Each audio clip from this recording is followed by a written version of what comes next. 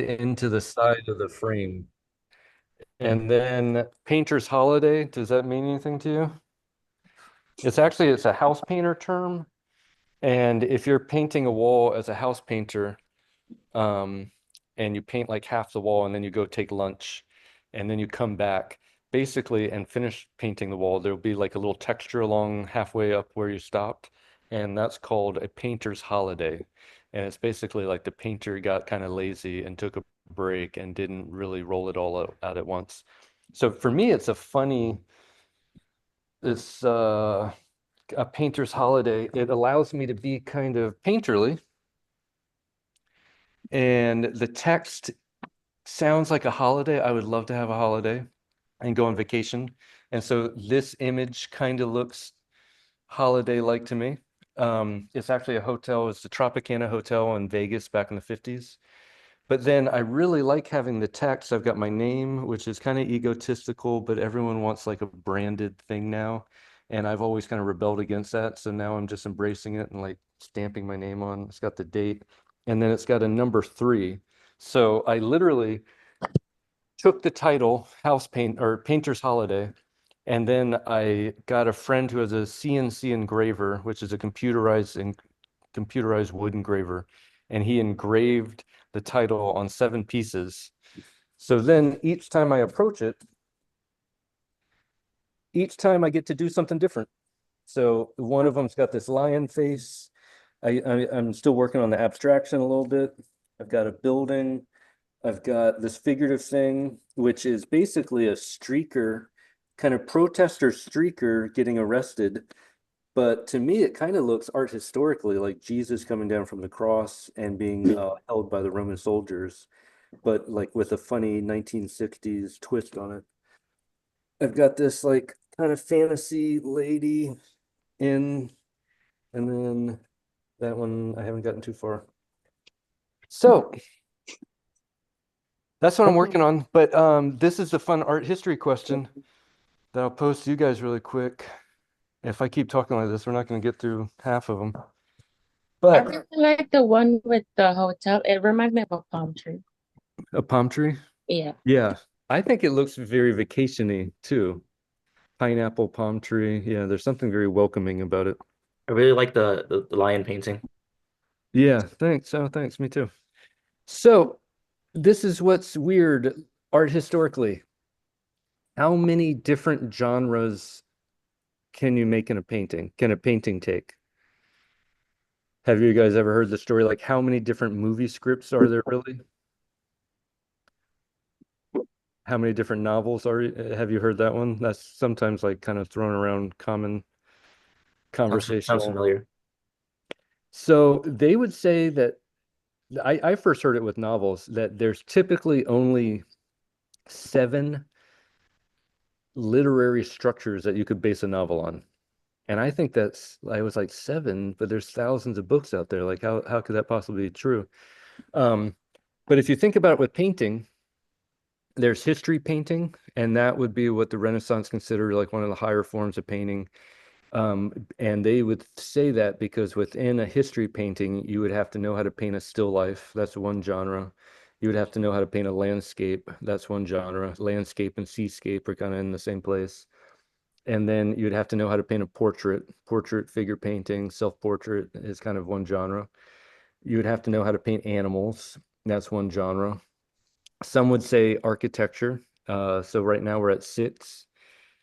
And that's basically all the Renaissance had up until, honestly, I don't know, 1920s. And then all of a sudden we have abstraction. So that's 7.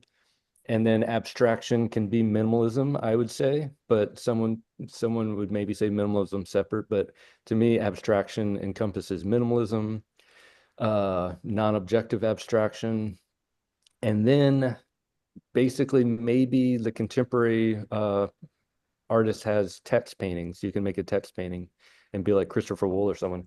So right there, that's only 8. So I don't think you can come up with the subject matter outside of that. But if you think about still life, if I painted a still life, I could paint it photorealistically. I could paint it realistically. I could paint it expressionistically. I could paint it like a Fauvis, like Matisse. I could paint it like Picasso and do Cubist. I could do some kind of like graffiti kind of thing. There's this contemporary painter, Eddie Martinez, that does all these, went through a phase of doing still lifes in kind of a graffiti-esque style. You could paint it, you could paint any genre. There's a lot of different stylistic variations. So that's what I'm trying to approach in the studio right now. Have one title that ties it all together, and then it's numbered 1 through 7, and then have all the sizes to be the same. So that ties it together using a kind of a limited palette like silver and yellow, and that kind of ties it together so that you're not overwhelmed with variety. But then at the same time, within that structure, I can kind of paint whatever I want and explore all these different genres and styles. So it's very structured, but then it gives me a lot of freedom. And I like trying to find a balance between those two, structure and freedom.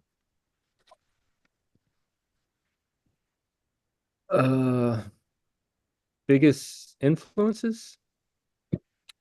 I love when I was 19, I got to study in London for a semester, and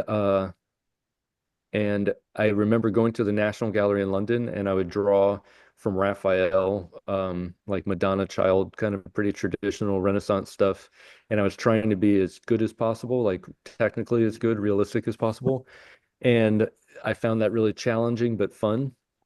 But then at the exact same time, do you guys know Julian Schnabel, kind of a famous New York painter from the 80s? I had never heard of Schnabel before, but I walked into this contemporary gallery and I saw this Julian Schnabel show. And he had 4 paintings in the show, but each painting was 22 feet by 22 feet. And so they were just gigantic. And I was blown away.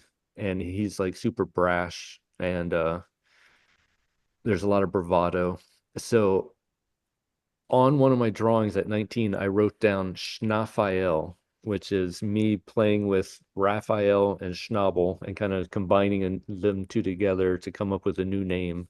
And I think I've kind of been seesawing, swinging back and forth between those two ever since. How can I be like more expressionistic and like more brash? How can I be or expressive? How can I be more kind of like refined, compositional, figurative, elegant, and just going right back and forth. I also love Sigmar Polka.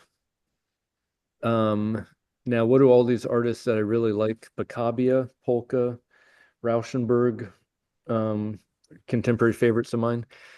My friends Tarwook, I really like their work. But basically all of them, I think, oscillate, between structure and freedom is what I said earlier, but there's also between conscious and unconscious. And it's like, how do you make something consciously? Like you want to make something, you're trying to make something, but then you're also allowing your subconscious, like kind of dream mind, to kind of come in and open it up and make something new that you've never thought of before. Because if you're only thinking consciously, you can be a great architect, you can be a great graphic designer, but you're not going to really create something dreamy and new that you've never thought of before. You kind of need your subconscious to come in, and those two things don't always exist at the same time. So you kind of oscillate back and forth.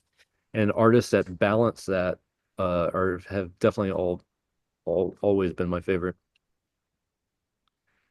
Do you guys have? Okay, I'll just start talking faster.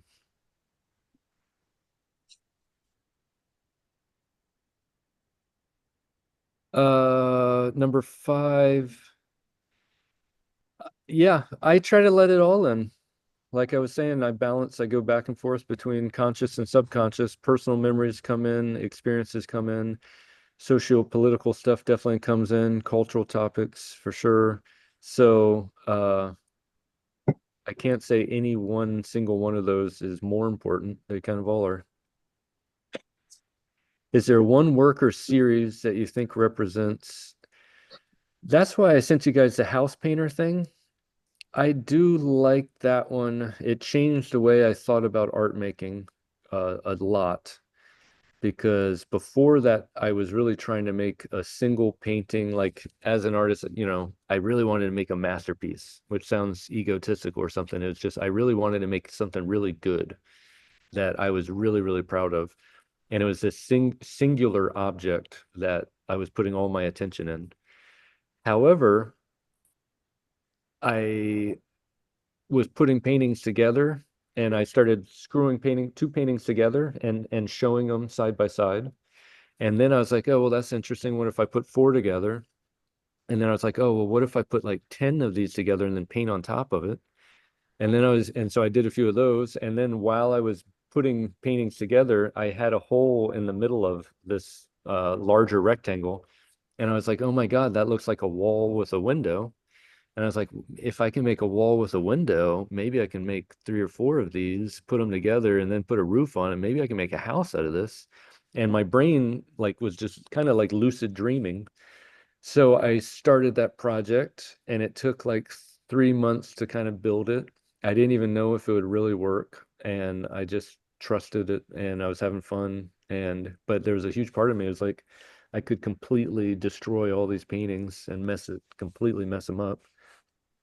But I did it. And then I hadn't painted in like 3 months. So I took my easel and took a canvas and I was like, I should go inside the house and paint inside. And while I was inside painting, it like, I swear, like an epiphany lightning bolt went off. And I was, oh my God, I'm painting inside of my own paintings.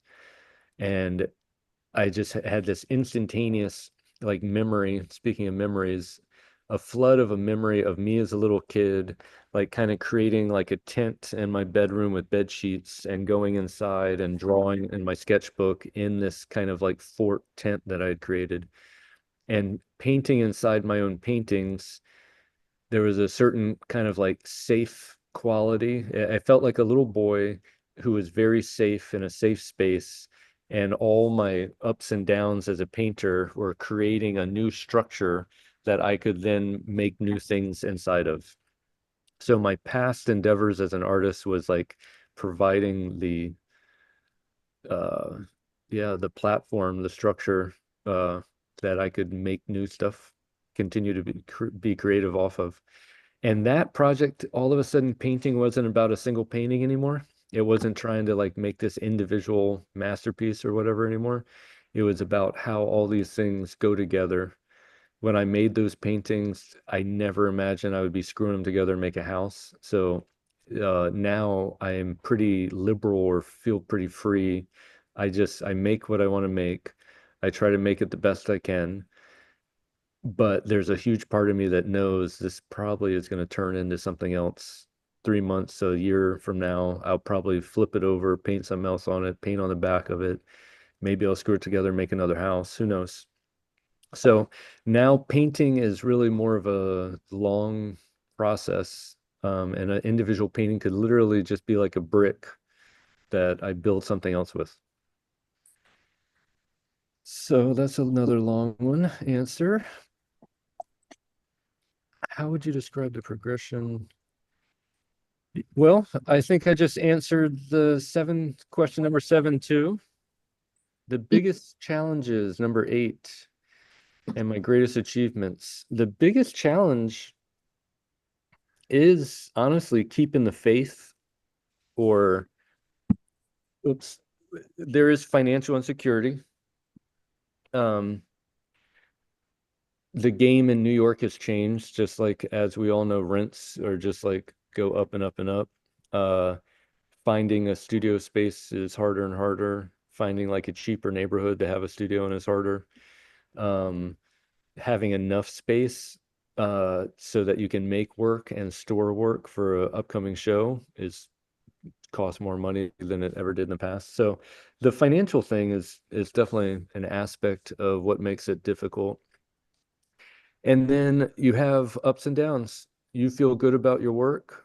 Like how do you balance it is basically the question I ask. I feel good about my work, but then a curator comes in and they don't see it the way I see it. And they're a little negative about it. Or they like something I made 2 years ago, but they don't like the new direction. Or They didn't love my work in the past. They like it and want to put it in the show, but they want more of it. And I'm like, well, I only have 3 of these. And they're like, oh, well, call me in a year when you have more. It never quite always works out. And so you have to kind of keep faith in yourself and not believe in what you're making. And I think that is probably one of the hardest things, especially when there's the concern of money, on top of it. At least for me. Some people are more inward and just do what they do.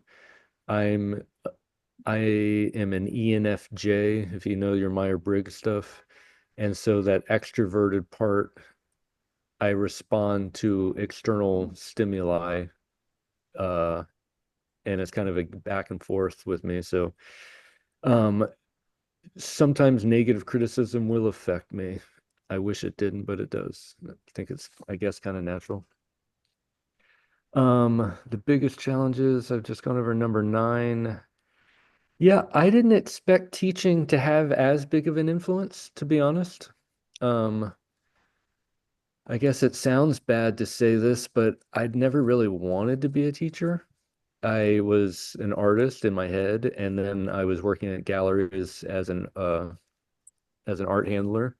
And then I was at the same time I was hosting a life drawing class, and I had drag queens and kind of friends in crazy costumes posing as models, and that was kind of popular. And in doing that, someone who was attending those was an adjunct professor, and he realized that there was a position being opened up, and he got my foot in the door.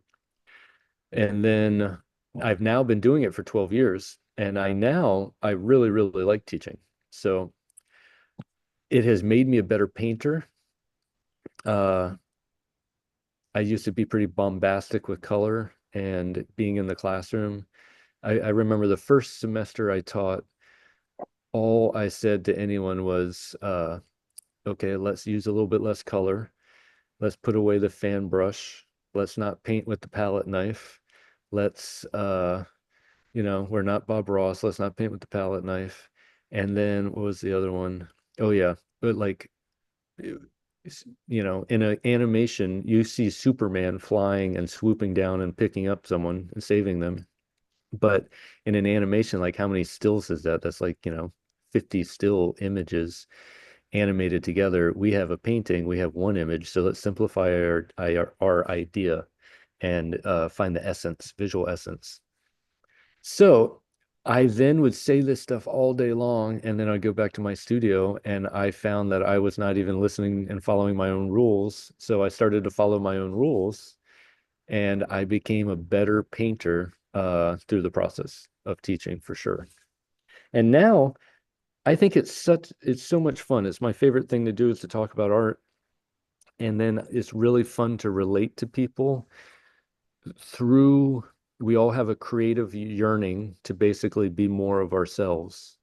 And so to connect to people and create a safe space for all of us to creatively act out, to creatively practice our sense of expression, um, I think is a really cool way to interact and honestly get to know people.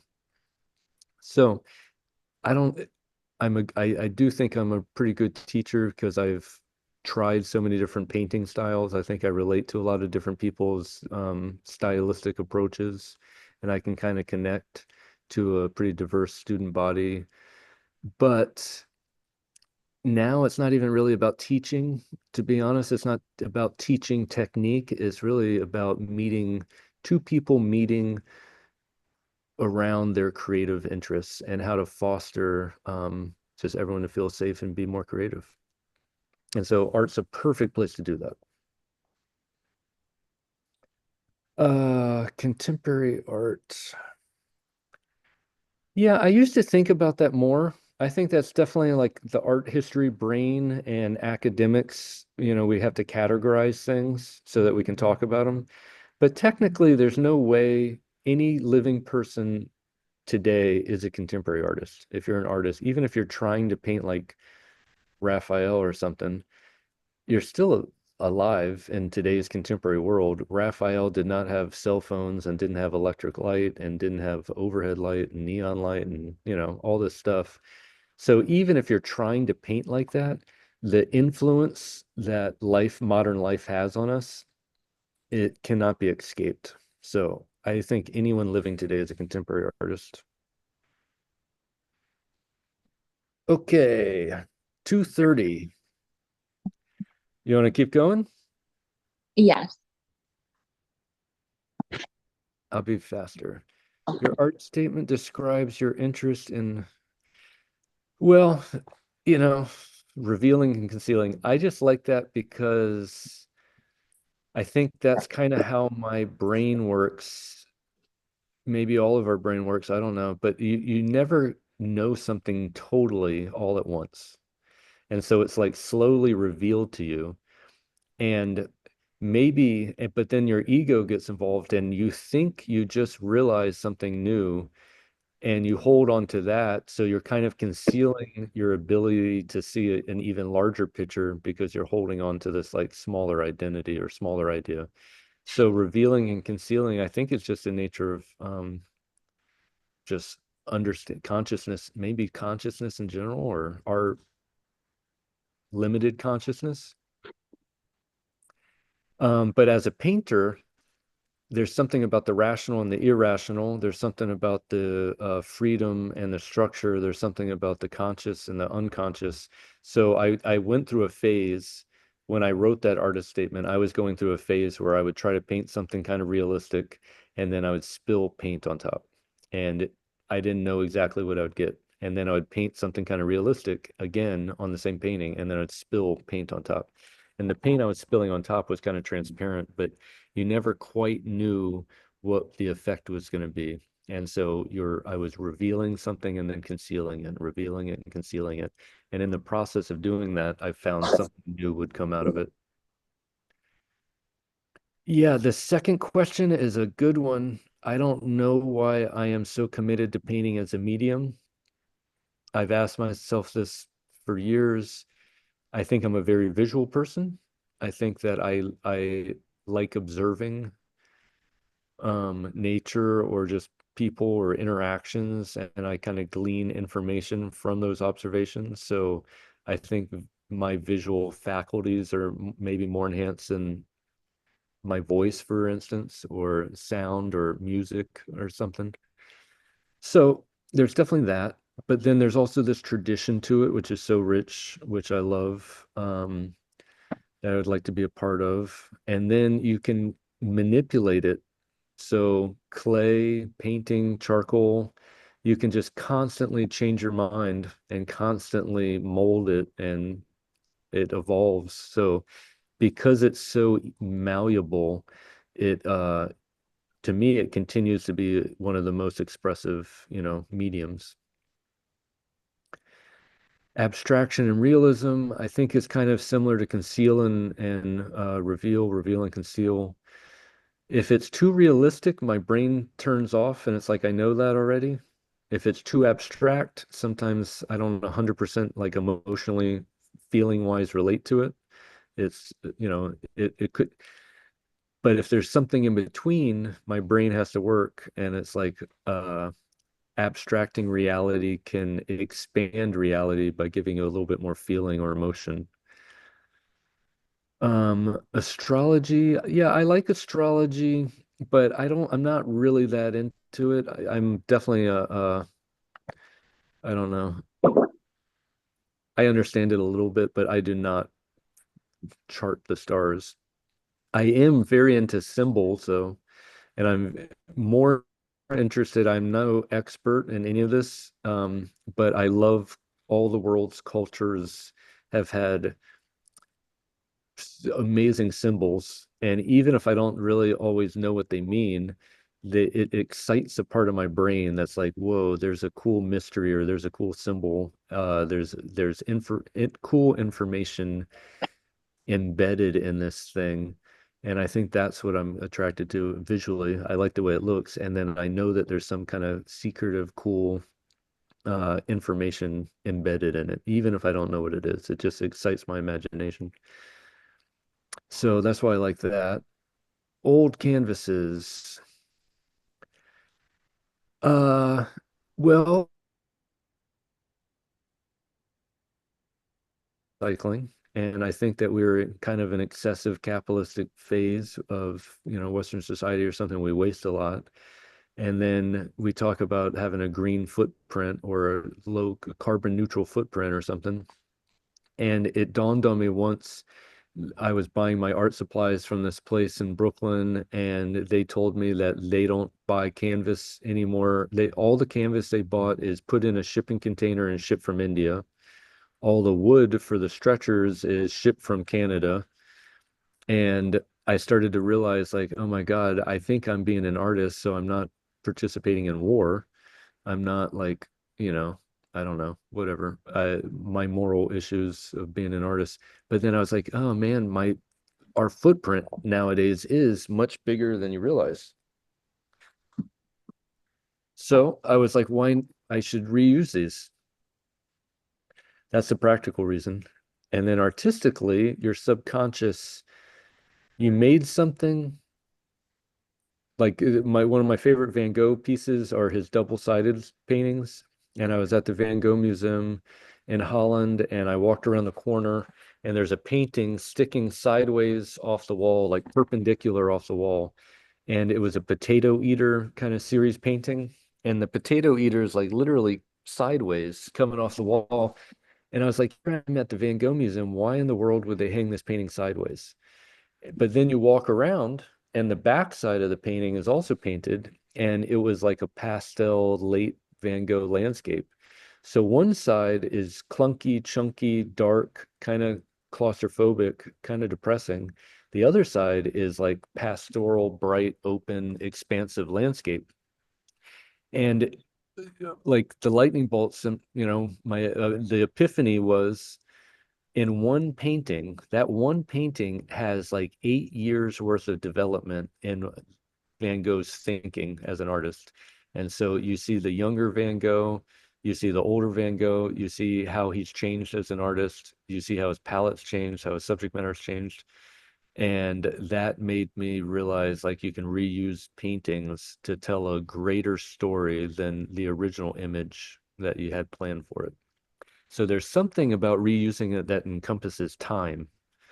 And time's a little harder to talk about. It's like, yeah, what changed between that first image and what changed between the second image did on top of it. Okay. And these are just the last ones. Some of them were already answered with number 3 about sustainability. How has your education and art impacted work today? Yeah, education's interesting. Just should say it as for you guys, maybe it's like uh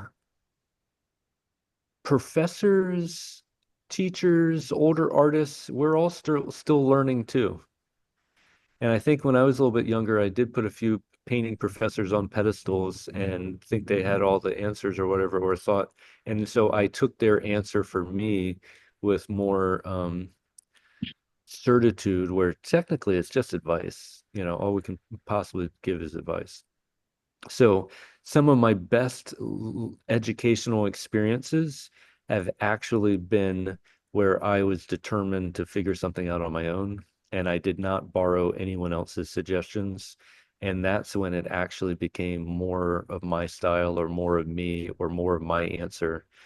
So the best education is great, school is great. You can speed up the process, you can be exposed to a ton of different things, but the education, your own self-drive to figure something out is kind of the best education you can have. Number 3, sustainability has become an important factor. Well, the biggest sustainability is to continue being able to be a painter, be an artist with the money thing or sales or teaching or how to balance income to have the space, because painting is kind of a luxury to a certain extent. You It's a luxury to be able to have the space to make it in, It's a luxury to be able to have the resources to, buy paint or buy the canvas, and then the time.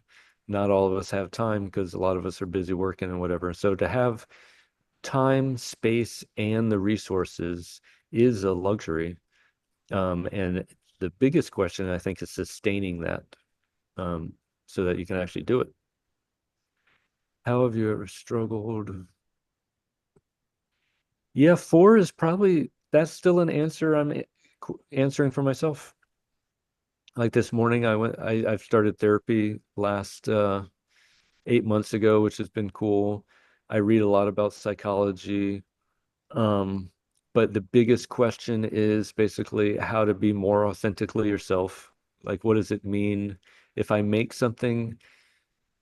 Am I making that because I think someone else is going to like it?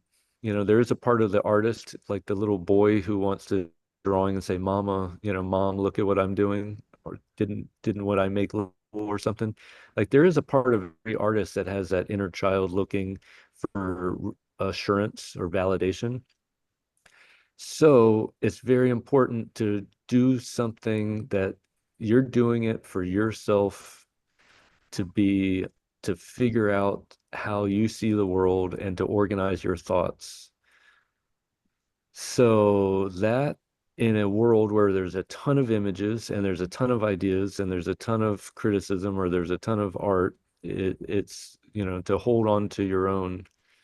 And you said navigate, to navigate your feelings through all of that. I do, I'm still figuring that out myself.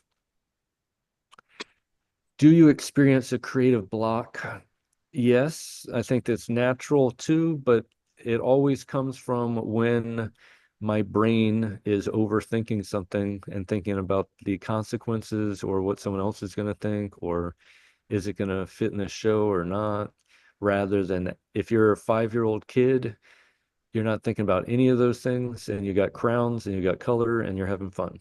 And if you go to that place but still retain the kind of knowledge of composition and all the stuff that we learn, if you can still be that 5-year-old kid feeling fun and being creative and being in the flow, uh, I don't think you're going to have too many creative blocks.